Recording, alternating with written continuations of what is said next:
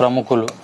సర్దార్ సర్వాయి పాపన్న గౌడ్ సైన్యంలోని ప్రముఖులు ఇక్కడ దూదేకుల పీర్ సాహెబ్, దూదేకుల పీర్ మహమ్మద్. నెక్స్ట్ మంగలి మాషన్న, మంగలి మాషన్న. నెక్స్ట్ చాకలి సర్వన్న, చాకలి సర్వన్న, చాకలి సర్వన్న. నెక్స్ట్ కుమ్మరి గోవిందన్న, కుమ్మరి గోవిందన్న, కుమ్మరి గోవిందన్న. నెక్స్ట్ హసన్ హుస్సేన్,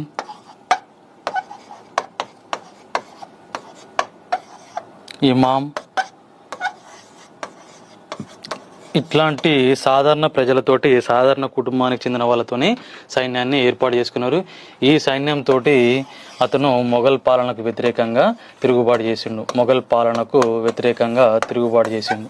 అంటే చిన్నతనం నుంచే సర్దార్ సర్వాయి పాపన్న గౌడ్ యొక్క లక్ష్యం ఏంటంటే అణచివేయబడ్డవాడిగా ఉండడం అనేది ఆయనకు ఇష్టం లేదు. తిరుగుబాటుదారునిగా ఉద్యమించాలనేది ఆయన యొక్క ఉద్దేశం.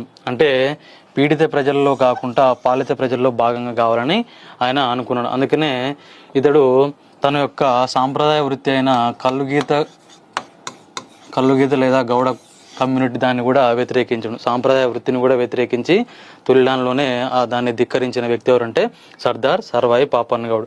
ఇతడు తొలుత కౌలాస్ జమీందారు వెంకట్రావు అని ఉంటాడు. ఆ కౌలాస్ జమీందారు వెంకట్రావు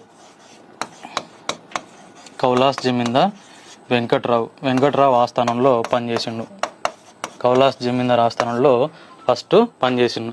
ఇతని తండ్రి కూడా ఒక గ్రామానికి అధిపతిగా పనిచేసిండు. సర్దార్ సర్వాయి పాపన్న గౌడ్ యొక్క తండ్రి ఒక గ్రామానికి అధిపతిగా పనిచేసిండు. ఆయన యొక్క సోదరుడు కూడా సైన్యంలో పనిచేసిండు. ఇది ఒక కాన్సెప్ట్.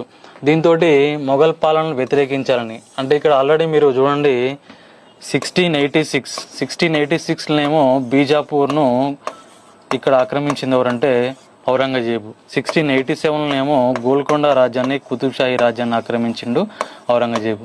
1687లో దీన్ని ఆక్రమించిండు. 1687 నుంచి హైదరాబాద్ లేదా కుతుబ్షాహీ రాజ్యం ఎవరి చేతిలోకి పోయిందంటే మొఘల్ పాలనలోకి వెళ్ళిపోయింది. రాహుల్లా ఖాన్ అనటానే తొలి మొఘల్ గవర్నర్గా ఇక్కడ పనిచేసిండు, మొఘల్ సుబేదార్గా పనిచేసిండు రాహుల్లా ఖాన్.